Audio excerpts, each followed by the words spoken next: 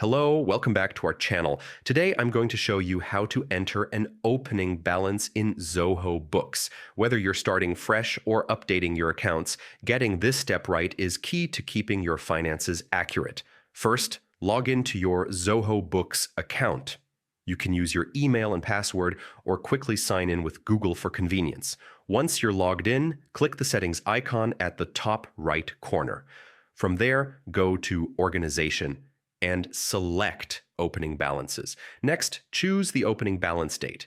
This marks the starting point for your financial records, so make sure it aligns with your accounting period. Now, enter the actual balances for all your accounts as of that date. Double-check each entry to ensure accuracy. These numbers form the foundation for all your future reports. After entering the balances, click Continue to review your entries. Take a moment to make sure everything is correct. Finally, click Confirm. Your opening balances are now officially recorded, giving your bookkeeping a solid start. And that's it. You've successfully set your opening balances in Zoho Books. Thanks for watching, and I hope this makes managing your accounts easier and more organized.